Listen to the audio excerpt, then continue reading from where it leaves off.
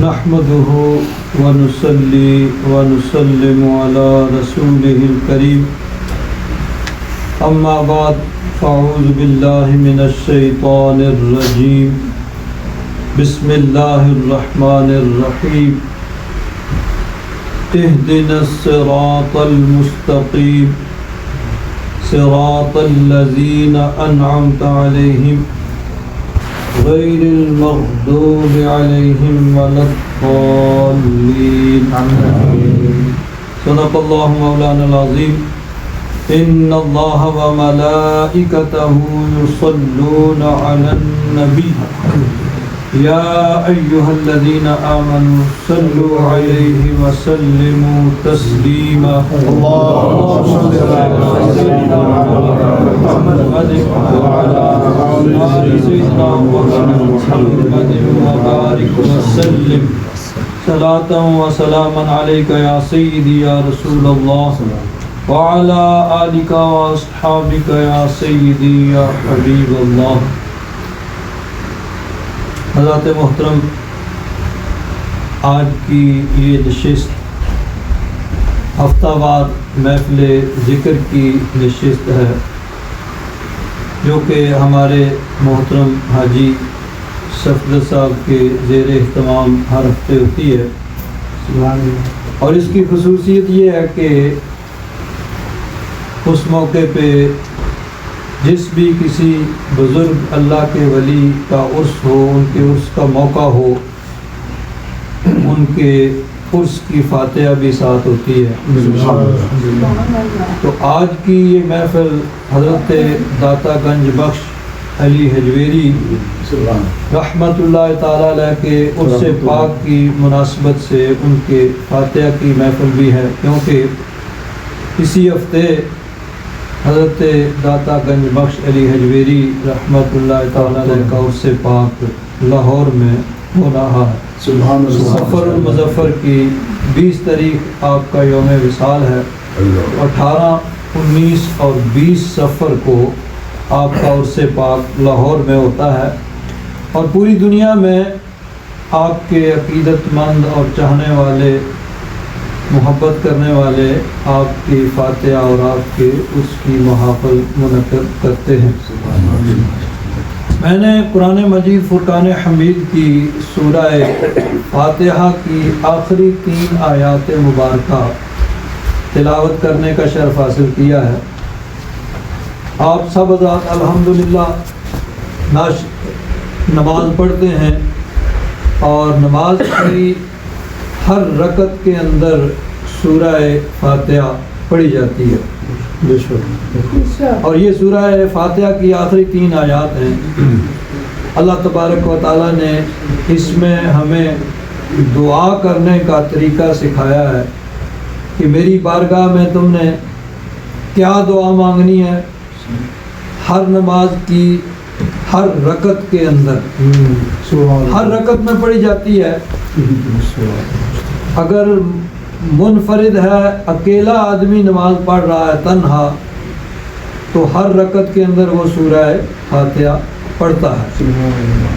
امام ہے تو امام بھی ہر رکعت کے اندر سورہ فاتحہ پڑھتا ہے.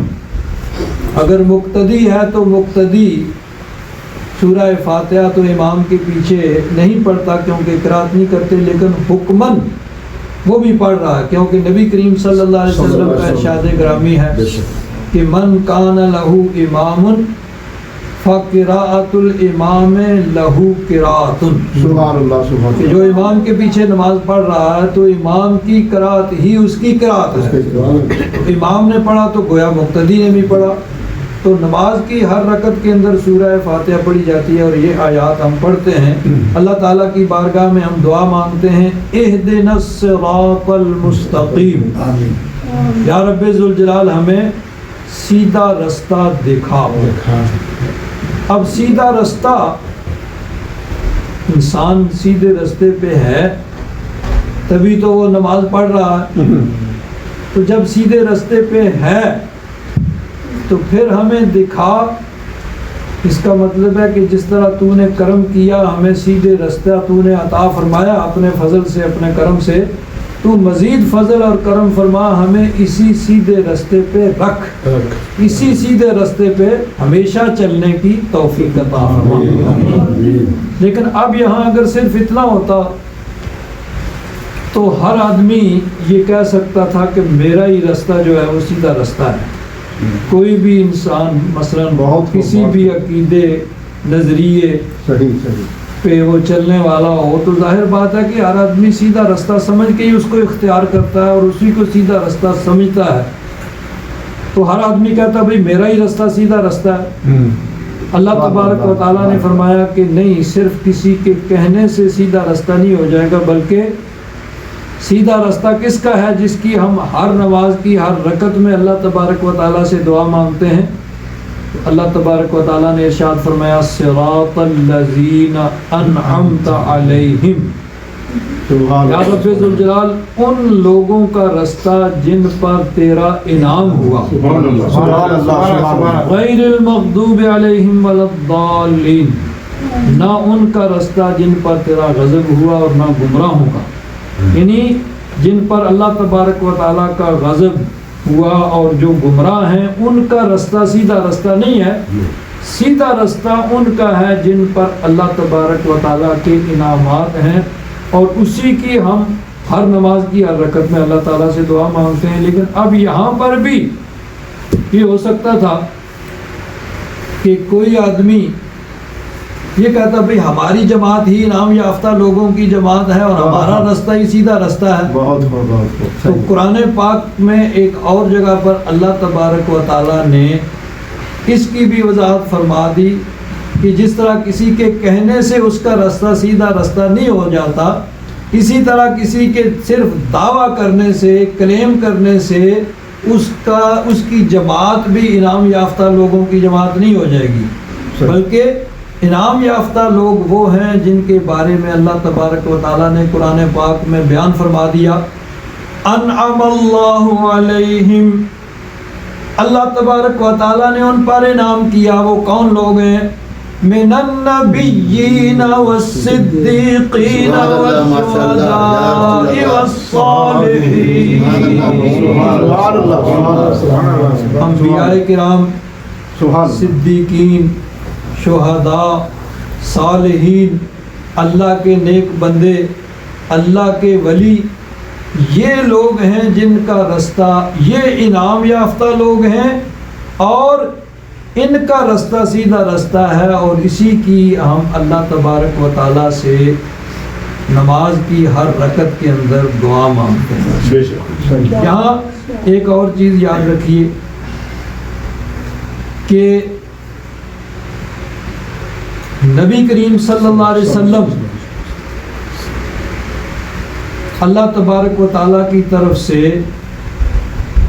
اللہ کی مخلوق کو صراط مستقیم سیدھے رستے پر چلانے کے لیے اس دنیا میں تشریف لائے۔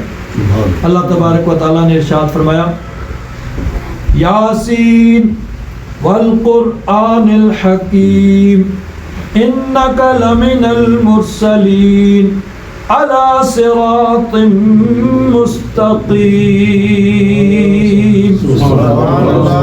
محبوب آپ صراط مستقیم پر ہیں، نہ صرف صراط مستقیم پر ہیں بلکہ انک لتہدی الی صراط مستقیم صراط اللہ الذی لہ ما فی السماوات وما فی الارض۔ محبوب آپ صراط مستقیم کی رہنمائی کرتے ہیں، صراط مستقیم کی ہدایت دیتے ہیں، صراط مستقیم پر چلاتے ہیں۔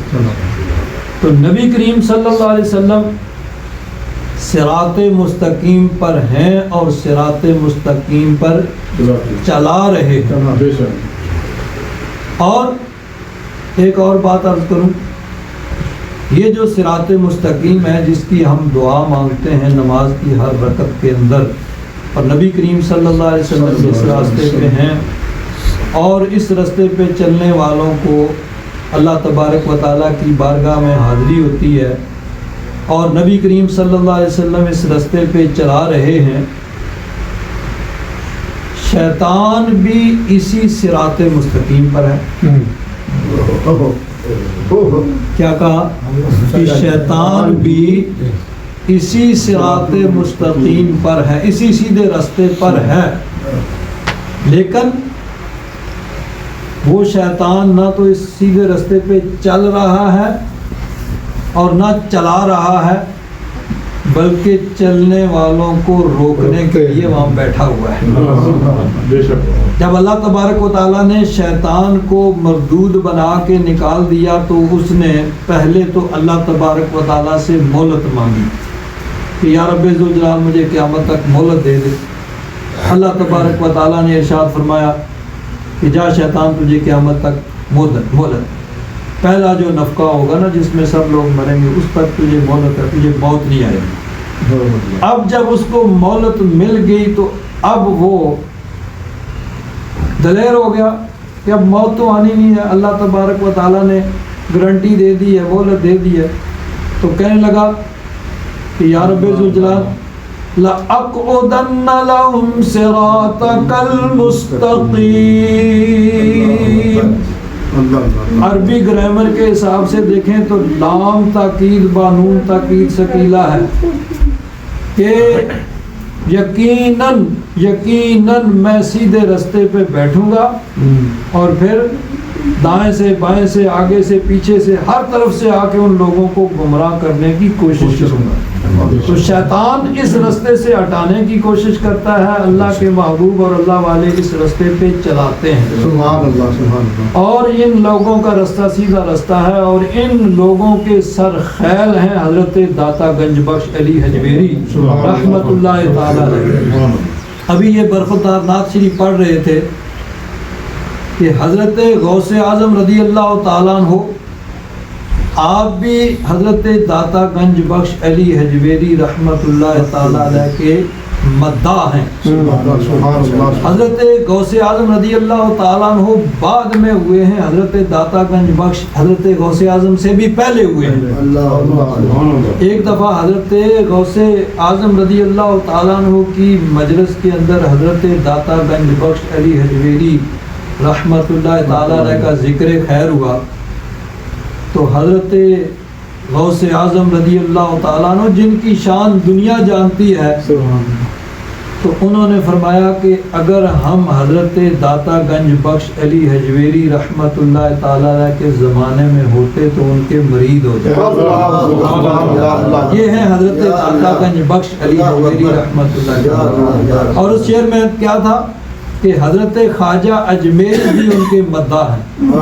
حضرت خواجہ اجمیری بھی حضرت غوث اعظم رضی اللہ تعالیٰ عنہ کے زمانے میں ہوئے، یعنی حضرت غوث اعظم کا اخیر جب زمانہ تھا تو حضرت خواجہ اجمیری حضرت غوث اعظم رضی اللہ تعالیٰ عنہ کی بارگاہ میں حاضر ہوئے بغداد شریف، اور پھر بغداد شریف سے حاضر ہو کر وہ خشکی کے راستے افغانستان کے راستے وہ لاہور پہنچے تو حضرت داتا گنج بخش علی حجویری رحمت اللہ تعالیٰ علیہ کے قدموں کی جانب، آپ کی قبر مبارک کے قدموں کی جانب 40 دن تک بیٹھ کر وہاں چلا کیا. 40 دن وہاں بیٹھے رہے، اللہ اللہ کرتے رہے اور اللہ تبارک و تعالیٰ کی عبادت کرتے رہے، جس کو صوفیاء کی اصطلاح میں چلہ کشی کہا جاتا ہے. 40 دن کہیں بیٹھ کے عبادت کرنا. تو 40 دن وہاں بیٹھے رہے. آج بھی جائیے حضرت داتا گنج بخش علی حجویری رحمت اللہ تعالیٰ علیہ کے مزار شریف کے قدموں کی جانب ایک چھوٹا سا حجرہ سا بنا ہوا ہے اور وہاں اوپر لکھا ہوا ہے کہ یہ حضرت خواجہ معین الدین چشتی اجمیری رحمت اللہ تعالیٰ علیہ کی چلہ گاہ ہے. یہاں بیٹھ کر انہوں نے چلہ کیا تھا اور 40 دن وہاں جب بیٹھے تو انہوں نے جو انوار و تجلیات وہاں حضرت داتا گنج بخش علی حجویری رحمت اللہ تعالیٰ علیہ کے مزار پر ان کی قبر انور پر اترتے ہوئے دیکھے، اللہ تبارک و تعالیٰ کی رحمتوں کی برسات جو دیکھی تو اس کو یوں بیان کیا کہ گنج بخش فیض عالم گنج بخش فیض عالم مظہر نور خدا، گنج بخش فیض عالم، گنج بخش کا معنی خزانے بخشنے والے، خزانے مطلب دنیا کے خزانے نہیں، اللہ تبارک و تعالیٰ کی طرف سے فیوز و برکات اور دین، روحانیت، طریقت، ولایت، گنج بخش فیض عالم، پورا جہان یہاں سے فیض پا رہا ہے، گنج بخش فیض عالم مظہر نور خدا، نور خدا کا مظہر ہے، یہاں اللہ تبارک و تعالیٰ کے نور کا ظہور ہو رہا ہے، گنج بخش فیض عالم مظہر نور خدا، ناقص آرا پیر کامل، کامل آرا رہنما، اگر کوئی ناقص آتا ہے، نامکمل، انکمپلیٹ ہوتا ہے، اگر وہ تصوف اور طریقت میں، تو یہاں آ کے وہ کامل ہو جاتا ہے، کمپلیٹ ہو جاتا ہے۔ اگر تصوف اور طریقت میں کوئی انکمپلیٹ ہوتا ہے، اس کی منزل ابھی کامیاب پوری نہیں ہوئی ہے، تو یہاں آ کے اس کی منزل پوری ہو جاتی ہے، کمپلیٹ ہو جاتی ہے، اور جو پہلے سے ہی اگر کامل ہے تو پھر اس کو رہنما بنا دیتے ہیں۔ ناقص سارا پیر کامل، کامل آرا رہنما، تو حضرت غوث اعظم انہوں نے کہا کہ اگر ہم حضرت داتا گنج بخش کے زمانے میں ہوتے تو ان کو مرید ہوتے، اور حضرت خواجہ اجمیری ایک قدم اور آگے گئے اور وہاں جا کے چلہ کشی کی ان کی بارگاہ میں، اور ان کی شان کے اندر یہ شعر کہا۔ اور تیسرے بزرگ جن کا نام تھا حضرت خواجہ فرید الدین گنج شکر، پاک پتن والی سرکار، یہ حضرت خواجہ اجمیری کی سلسلہ چشتیہ میں آگے چل کے بہت بڑے بزرگ ہوئے ہیں۔ پاک پتن شریف لاہور سے قریب ہی ایک جگہ ہے، وہاں ان کا مزار شریف ہے۔ تو حضرت بابا فرید الدین گنج شکر رحمت اللہ تعالی علیہ جب داتا صاحب کے مزار پہ حاضر ہوتے تو اپنی داڑھی شریف سے حضرت داتا گنج بخش کی قبر انور کو صاف کرتے۔ صاف تو پہلے یہ صرف برکت حاصل کرنے کے لیے اپنی داڑھی وہاں پہ رکھتے۔ یہ وہ بزرگ ہیں، اصل میں ولی را ولی می شناسد، کہ ولی کو ولی پہچان سکتا ہے، کوئی اور کیسے پہچان سکتا ہے؟ کہ ولی جانتا ہے کہ دوسرے ولی کا کیا درجہ اور مرتبہ اور مقام ہے۔ یعنی کسی فیلڈ میں جب آدمی ہوتا ہے نا، تو کسی اسی فیلڈ کے دوسرے آدمی کو وہ پہچان سکتا ہے۔ اب دیکھیں میرے سامنے اگر دو ڈاکٹر بیٹھے ہوں تو میں سمجھوں گا دونوں ڈاکٹر ہی ہیں بھائی، کوئی کتنا پڑھا ہوا ہے یا کس کا کتنا بلند مقام ہے، کس کا کتنا کم ہے، میں تو نہیں جان سکتا کہ میری فیلڈ ہی نہیں ہے۔ تو میں تو میرے سامنے اگر دو پڑھے لکھے آدمی عالم دینی پڑھے ہوئے، تو ان سے جب رابطہ ہوگا تو مجھے کچھ نہ کچھ اندازہ ہو جائے گا بھئی کوئی کتنا اس نے دین پڑھا ہوا ہے۔ یعنی یہ میری فیلڈ ہے، میں اس کو تھوڑا بہت سمجھ سکتا ہوں کہ کوئی آدمی کتنا پڑھا ہوا ہے۔ تو اگر کوئی ڈاکٹر آ جائے، انجینئر آ جائے، تو اب میری تو فیلڈ نہیں ہے، تو میں تو نہیں کہہ سکتا بھئی یہ بہت پڑھا ہوا ہے، یہ تھوڑا پڑھا ہوا ہے۔ ٹھیک ہے، لوگوں جو سنیں گے وہ کہہ دیں گے، لیکن میں جج نہیں کر سکتا کہ میری فیلڈ نہیں ہے۔ تو اب ولی کو ولی پہچان سکتا ہے۔ تو حضرت داتا گنج بخش آپ کا ولایت کے اندر کیا درجہ اور مرتبہ ہے، یہ خواجہ اجمیری اور حضرت غوث اعظم اور حضرت بابا فرید الدین گنج شکر یہ بتا سکتے ہیں کہ ان کا ولایت کے اندر کیا درجہ اور مرتبہ ہے۔ حضرت داتا گنج بخش علی حجویری رحمت اللہ تعالی علیہ جب ہندوستان کے اندر تشریف لائے تو اس وقت بہت کم مسلمان تھے وہاں پہ، اکا دکا کوئی مسلمان آتے تھے، کچھ علماء بھی وہاں تھے لاہور کے اندر۔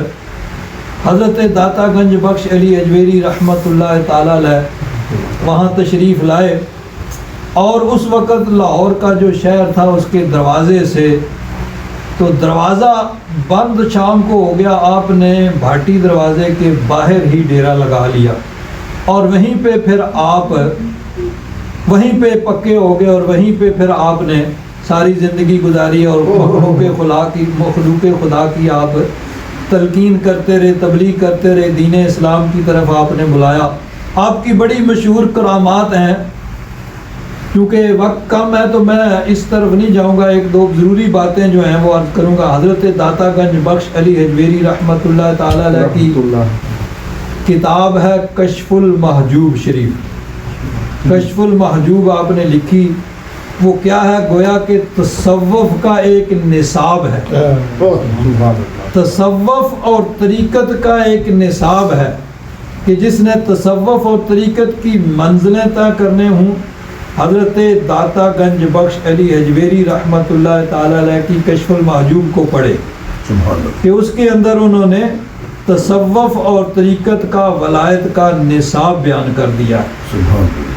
حضرت داتا گنج بخش علی حجویری رحمۃ اللہ تعالی علیہ کی اس کشف المحجوب سے ایک بات میں آپ کے سامنے عرض کروں۔ ایک تو غالباً 2 ہفتے پہلے حضرت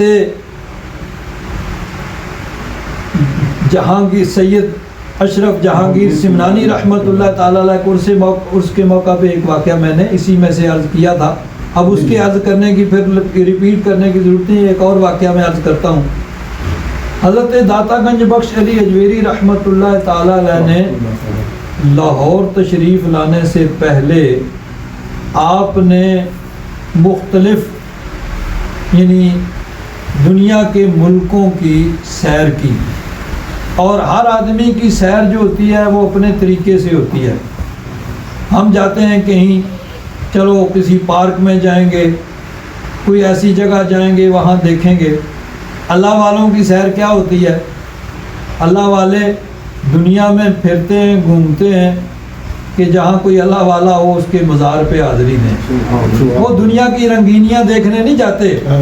آپ مکہ شریف گئے، حج کیا، عمرہ کیا، مدینہ شریف گئے، حضور کی بارگاہ میں حاضری دی۔ اسی طرح دنیا میں جہاں بھی گئے اس لیے گئے کہ کوئی اللہ والا ہو، اس کے مزار پہ جا کے حاضری دیں۔ یہ ان کی سیر ہوتی تھی۔ ان کے سیر ہماری طرح نہیں کہ دنیا میں جائیں گے کہ فرانس چلے جائیں جی ایفل ٹاور دیکھیں گے، یا چلو کوکن آف دیکھیں گے، یہ سیر ہماری ہوتی ہے۔ ان کی سیر یہ نہیں ہوتی تھی، وہ ان کی سیر ہوتی تھی کہ کوئی اللہ والا ہو اس کے مزار پہ حاضری دیں۔ حضرت داتا گنج بخش ملک شام گئے تو ملک شام میں مؤذن رسول حضرت بلال حبشی رضی اللہ تعالیٰ عنہ آپ کے مزار پہ حاضری دی۔ حضرت بلال حبشی رضی اللہ تعالیٰ عنہ نبی کریم صلی اللہ علیہ وسلم کے پیارے تھے، اور ان کو حضور کی بارگاہ میں بڑا مقام حاصل تھا۔ حضرت بلال حبشی ہر وقت حضور کے ساتھ رہتے تھے۔ نبی کریم صلی اللہ علیہ وسلم انہوں نے اللہ کے دین کی خاطر تکلیفیں بھی بڑی اٹھائیں، تو نبی کریم صلی اللہ علیہ وسلم کی نگاہ عنایت بھی بڑی ان پر تھی۔ حضور کے وصال کے بعد پھر وہ مدینہ شریف عشق کا ایک مقام تھا، وہ نہیں رہ سکتے تھے، تو ملک شام آ گئے، دمشق کے اندر، وہیں پہ ان کا وصال ہوا، اور وہیں ان کی قبر انور ہے۔ تو حضرت داتا گنج بخش علی حجویری رحمۃ اللہ تعالیٰ علیہ فرماتے ہیں کہ میں سفر کرتا کرتا حضرت بلال حبشی کی قبر انور پہ گیا، وہاں پہ کیا انوار و تجلیات نظر آئے، یہ صاحب نظر تھے اور دل کی آنکھیں روشن تھیں، انہوں نے کیا کیا انوار و تجلیات دیکھے۔ وہی فرماتے ہیں میں وہاں فاتحہ خوانی کی بیٹھا ہوا تھا تو میری آنکھ لگ گئی، سو گیا میں، وہاں حضرت بلال حبشی کے مزار پہ بیٹھے۔ اب دیکھیے ایک بات میں عرض کروں پہلے، حضرت داتا گنج بخش جہاں جاتے تھے، جو وہاں اللہ کا ولی ہوتا، کوئی صحابی ہوتا، کسی نبی کی قبر ہوتی تو وہاں جا کے حاضری دیتے۔ اب دیکھیے حضرت داتا گنج بخش علی حجویری رحمۃ اللہ تعالیٰ علیہ کی قبر انور دن رات کا کوئی ایسا حصہ نہیں ہوتا کہ آپ وہاں جائیں تو آپ کو زائرین کا ہجوم نظر آئے گا. فاتحہ شریف پڑھنے والے، تلاوت کرنے والے دن میں چلے جائیں، رات کے پچھلے پہر میں چلے جائیں، ہر وقت وہاں پہ آپ کو زائرین کا ہجوم نظر آتا ہے. اور دنیا دار کیا، بادشاہ کیا، ہر آدمی وہاں پہ حاضر ہوتا ہے. ہم نے خود اپنی آنکھوں سے دیکھا. یہ غالباً کوئی 1985-86 یہ اس دور کی بات ہے. فیصل آباد میں وہاں ہوتا تھا، وہاں پہ وہ دعوت اسلامی کا اجتماع ہوتا تھا ہفتہ وار، اور مہینے میں ایک جمعرات کو اجتماع کے بعد وہاں سے بس لے کے داتا صاحب کے مزار پہ حاضری دیتے تھے. اب وہاں پہنچے تو ظاہر بات ہے رات 1-2 بجے کا، 3 بجے کا، 2-2:30 بجے کا ٹائم تھا. تو حضرت داتا گنج بخش کے وہاں مزار شریف پہ ہم حاضر تھے تو دیکھا کہ لوگ مسجد مغرب کی جانب قبلہ شریف ادھر، تو لوگ ادھر جا رہے ہیں. ہم نے کہا بھی ادھر کیا ہے، ہم بھی چلے گئے. آگے گئے تو دیکھا کہ جنرل ضیاء الحق اس وقت وہ پاکستان کے صدر تھے جی، تو وہ وہاں پہ موجود ہیں. اور میاں نواز شریف یہ غالباً پنجاب کے چیف منسٹر تھے یا پنجاب کے اس وقت یہ فلائنٹ منسٹر تھے، یہ یاد نہیں، بہرحال یہ بھی ساتھ تھے. تو یہ وہاں پہ آگے موجود. تو لوگ چونکہ ادھر سے ادھر آ گئے، ضیاء الحق وہ صدر تھے ان کی طرف، تو کافی آدمی اکٹھے ہو گئے. تو انہوں نے ایک وہ لاؤڈ سپیکر لیا تو وہ سب کو مخاطب کر کے کہتے ہیں ضیاء الحق بھائی آپ لوگ عجیب لوگ ہیں، آپ حضرت داتا گنج بخش کی بارگاہ میں آئے ہیں اور ادھر سے ادھر آ گئے، وہاں جائیں ان کے قدموں میں بیٹھیں. میں تو انہوں نے، یہ ان کے الفاظ ہیں، انہوں نے کہا میں تو جب بھی آتا ہوں یہاں رات کے آخری حصے میں یہاں حاضری دیتا ہوں، اور آج مجھے نہیں پتا تھا کوئی خاص موقع ہے کہ لوگوں کا عام روٹین سے زیادہ اجتماع ہے، ورنہ وہ کہتے ہیں کہ میرا تو معمول ہے کہ میں جب بھی لاہور آتا ہوں رات کے آخری حصے میں داتا صاحب کی بارگاہ میں حاضری دیتا ہوں. تو حضرت داتا گنج بخش علی حجویری رحمۃ اللہ تعالی علیہ کا معمول بھی یہی تھا کہ جہاں جاتے وہاں جو صاحب مزار ہوتے ہیں ان کے مزار پہ حاضری دیتے. تو حضرت بلال حبشی کے مزار پہ حاضری دی. فاتحہ خوانی کی فرماتے ہیں مجھے وہاں پہ نیند آ گئی، اونگ آ گئی، آنکھ لگ گئی. فرماتے ہیں میں نے خواب دیکھا، خواب میں دیکھتا ہوں کہ میں حرم شریف کے اندر ہوں، خانہ کعبہ کے اندر ہوں، اور نبی کریم صلی اللہ علیہ وسلم تشریف لا رہے ہیں خانہ کعبہ، اور باب بنی شیبہ، یہ غالباً جو صفا مروہ ہے، صفا کے قریب یہ ایک دروازہ ہے، اس کا نام ہے باب بنی شیبہ. بنی شیبہ ایک قبیلہ تھا، اس کا ادھر ان کے رہائش گاہیں ہوں گی تو اس طرف کا دروازے کا نام باب بنی شیبہ ہو. فرماتے ہیں کہ باب بنی شیبہ اس دروازے سے نبی کریم صلی اللہ علیہ وسلم حرم شریف کی طرف تشریف لا رہے ہیں.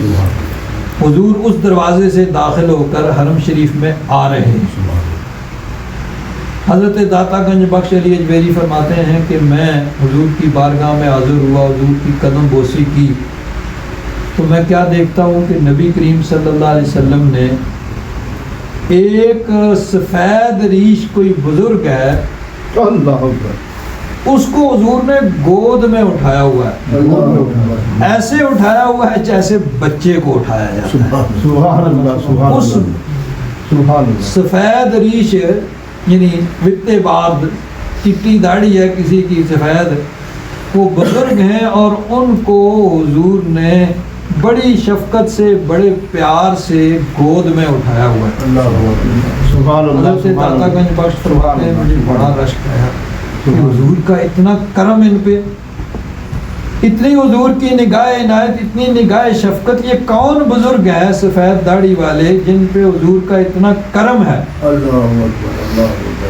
تو فرماتے ہیں کہ نبی کریم صلی اللہ علیہ وسلم نے میرے دل کی کیفیت جو تھی، جو میرے دل کے اندر ایک سوال پیدا ہوا تھا، اس کو بھانپتے ہوئے ارشاد فرمایا کہ اے علی حجویری، یہ تیرا اور تیرے ملک والوں کا امام امام اعظم ابو حنیفہ ہے. سبحان اللہ سبحان اللہ سبحان تیرا اللہ بھی امام ہے اللہ اور تیرے ملک والوں کا امام امام اعظم ابو حنیفہ ہے رحمت اللہ تعالی علیہ. سبحان اللہ سبحان اللہ. تو یہ حنفی جو فقہ ہے، حضرت امام اعظم ابو حنیفہ رحمۃ اللہ تعالی علیہ نے ساری زندگی قرآن و حدیث کا نچوڑ یعنی قرآن پاک اور احادیث مبارکہ کا علم حاصل کر کے پھر اس کا نچوڑ نکالا اور فقہ کی شکل میں امت کے سامنے پیش کیا، تو اس کا نام ہو گیا فقہ حنفی.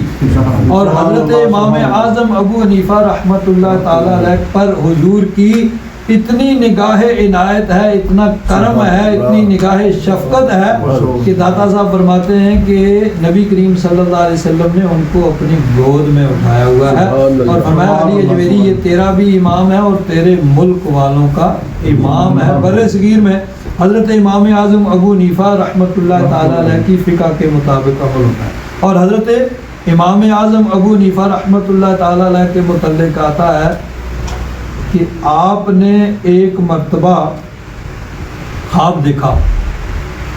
خواب کیا دیکھتے ہیں کہ نبی کریم صلی اللہ علیہ وسلم کی قبر مبارک کو آپ اکھاڑ رہے ہیں. جب اٹھے تو بڑے حیران بڑے پریشان تھے، یہ عجیب خواب میں نے دیکھا ہے، نبی کریم صلی اللہ علیہ وسلم کی قبر انور کو میں اکھاڑ رہا ہوں. بڑے پریشان. اس زمانے کے سب سے بڑے امام حضرت امام محمد بن سیرین جو امام المعبرین سید المعبرین، تعبیر بتانے میں اگر کسی کا سب سے بڑا نام ہے تو حضرت امام محمد بن سیرین کا نام ہے. تابعی ہیں، صحابہ اکرام سے انہوں نے علم حاصل کیا ہے. ان کے پاس حاضر ہوئے اور عرض کیا حضور میں نے ایک خواب دیکھا ہے، بڑا پریشان ہوں. انہوں نے فرمایا بھی کیا خواب دیکھا ہے؟ عرض کیا حضور بس ایسا خواب ہے کہ مجھے بیان کرتے ہوئے بھی ڈر لگتا ہے. انہوں نے فرمایا بھائی خواب بیان کرو گے تو تب مجھے کوئی تعبیر بتاؤں گا. ڈرتے ڈرتے بیان کیا حضور میں خواب یہ دیکھتا ہوں کہ حضور کی قبر انور کو میں اکھیڑ رہا ہوں. تو حضرت محمد بن سیرین نے ارشاد فرمایا کہ تمہارے خواب کی تعبیر یہ ہے کہ تم نبی کریم صلی اللہ علیہ وسلم کے دین کی خدمت کرو گے، حضور کی احادیث کی خدمت کرو گے، حضور کی دین کی خدمت کرو گے. تو حضرت امام اعظم ابو حنیفہ رحمۃ اللہ تعالی علیہ آپ نے ساری عمر دین کی خدمت کی. اور صرف اکیلے نہیں، آپ کی ایک پوری جماعت ہوتی تھی. کسی بھی مسئلے کے اندر آپ پہلے ان سے رائے لیتے، بھئی یہ مسئلہ ہے اس میں تمہاری کیا رائے ہے. سب اپنے اپنے رائے کا اظہار کرتے اور پھر اس کے بعد جب کنسنسس ہو جاتا، ایک متفقہ ہو جاتا کہ ہاں جی یہ قرآن و حدیث کے مطابق یہ مسئلہ بنتا ہے، پھر اس کو لکھا جاتا. تو اس کا نام ہے فقہ حنفی. اور یہ حضرت داتا گنج بخش علی اجویری رحمۃ اللہ تعالی علیہ بھی فقہ حنفی کے مطابق آپ چلتے تھے اور فرماتے ہیں کہ ہمارے امام وہ ہیں جن پر نبی کریم صلی اللہ علیہ وسلم کی اتنی نگاہ عنایت ہے اور حضور کا اتنا فضل اور کرم ہے. اور ہم نے بزرگوں کو دیکھا ہے کہ حضرت داتا گنج بخش علی حجویری رحمۃ اللہ تعالی علیہ کے مزار پر انوار پر حاضری بڑی یعنی اس کو سختی کے ساتھ یعنی ایک ایسا معمول بناتے تھے کہ پہنچنا ہے کچھ بھی ہو بہرحال وہاں پہنچنا ہے. حضرت میاں شرف پور شریف والے میاں شیر محمد صاحب شرف پور شریف لاہور کے قریب ہی ایک چھوٹا شہر ہے، قصبہ، وہاں رہتے تھے. وہ بھی بڑے پہنچے ہوئے بزرگ تھے، صاحب نظر بزرگ تھے.